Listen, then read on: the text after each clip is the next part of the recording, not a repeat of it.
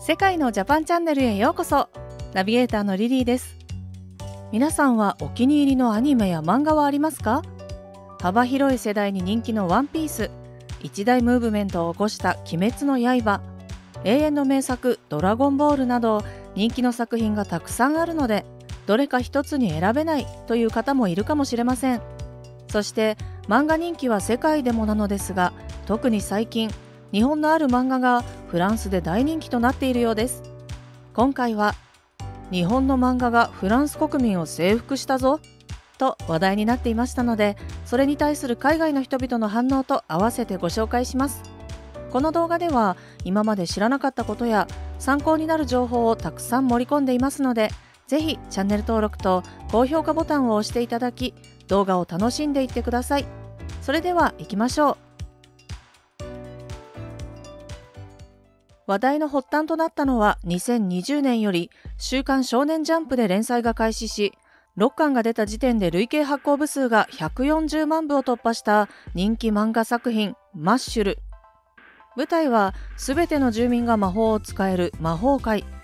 能力の高い魔法使いが所属する魔法局によって管理されており、魔法が使えない者は処分されてしまう厳しい社会で物語は始まります。主人公のマッシュも魔法が一切使えないうちの一人で、人里離れた深い森に暮らし、日々筋トレに励んでいたのですが、ある日マッシュの秘密が魔法警察にバレてしまいます。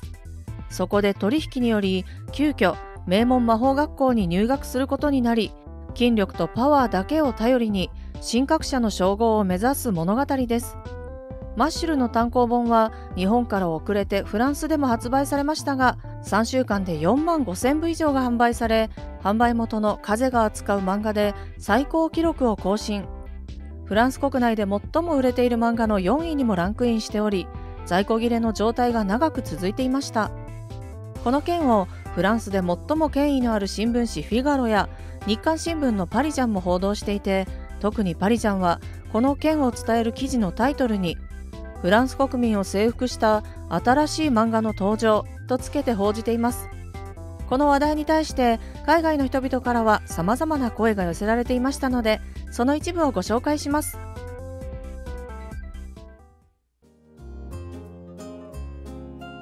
海外の反応。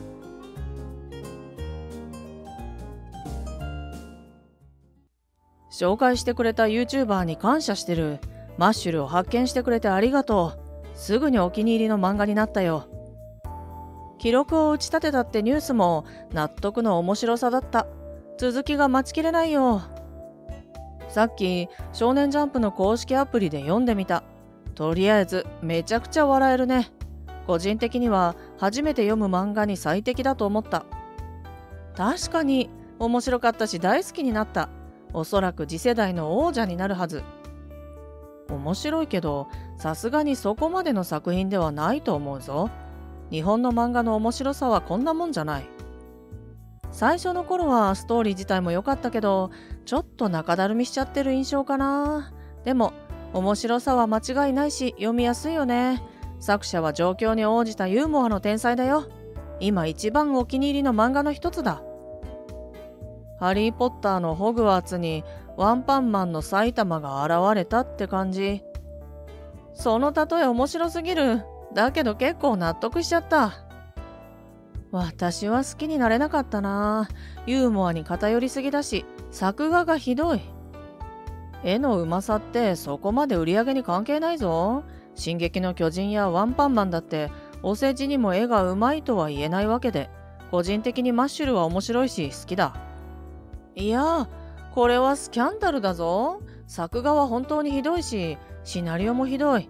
確かに笑えるのは笑えるけどさ、個人的にはかなりのダ作だと思う。一番の謎はなんでこれが売れてるのかだよ。日本文化が強すぎるのか、あるいはフランス人が日本文化に夢中になりすぎてる？その辺のことはよくわからないけど。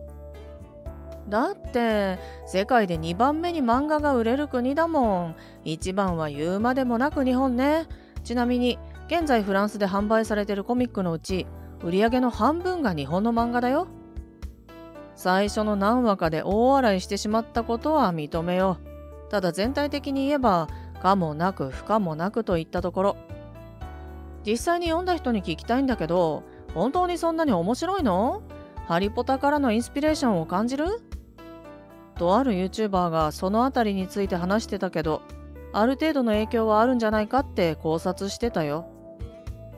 個人的にはハリーポッターの影響よりもブラッククローバーとワンパンマンの影響を感じたな。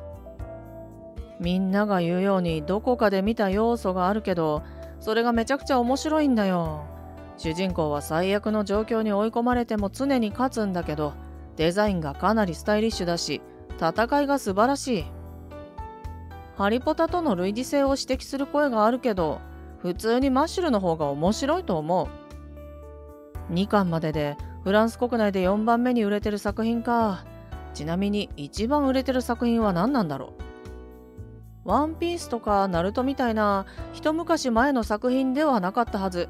呪術廻戦か、僕のヒーローアカデミアかな。フランスで最も売れてる漫画はワンパンマンで、まだマッシュルは抜いてないらしい。フランス人の好みが見て取れるな。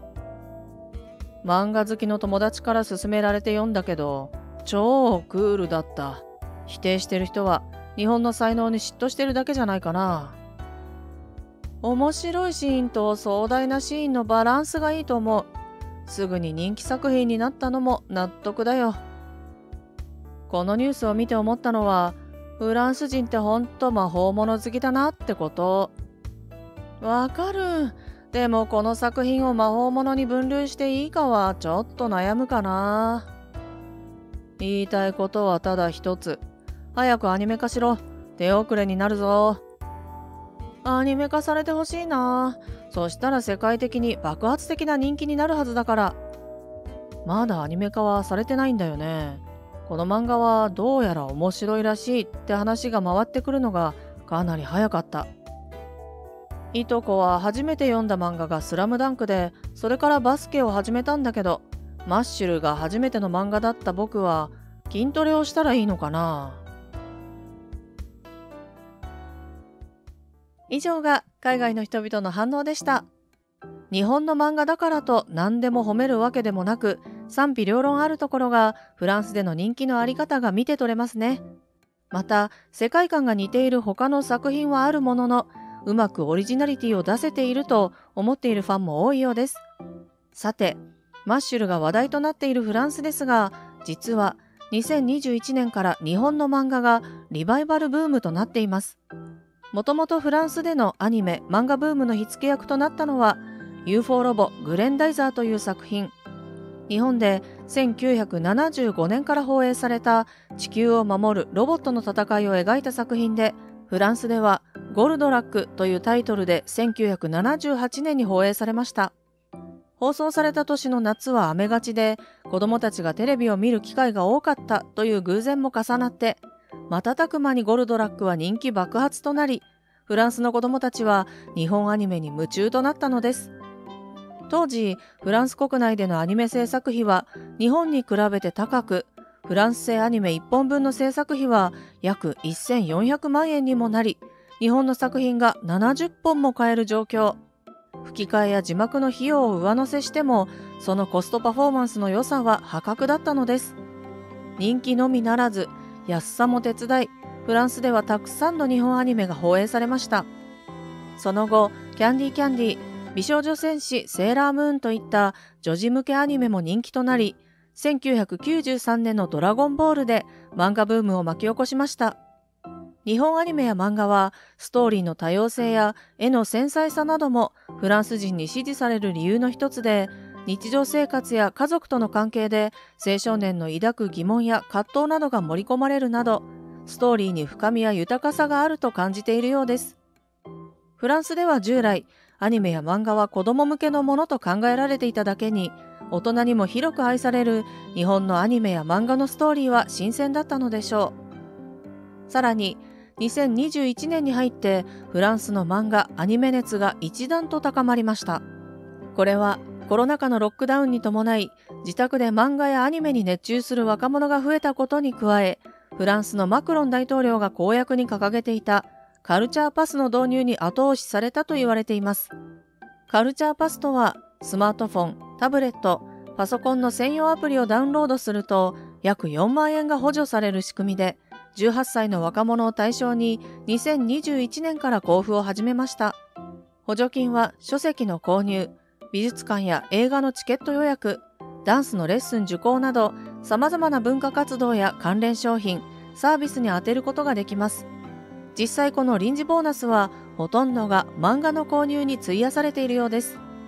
地元メディアによれば、交付開始から3週間で利用全体の 84% が約70万冊の書籍購入に充てられ、そのうち 71% を漫画が占めたといい、売れ筋のタイトルには鬼滅の刃、ワンピース、呪術廻戦など日本でもおなじみの作品がずらりと並んだのです。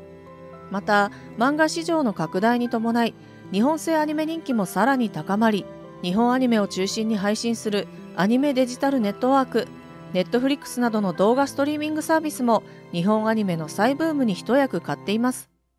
もともとヨーロッパのオタク王国と言われているフランスですが、過去の名作だけでなく、新しい日本の漫画作品も注目を集めているということは嬉しいことですよね。今後、どのような作品が世界に発信されるのか、日本の漫画・アニメ業界からますます目が離せません。動画を最後までご覧いただきありがとうございました。マッシュル、初めて聞きましたが、とても興味があります。ちょっとチェックしてみたいと思います。では、また明日お会いしましょう。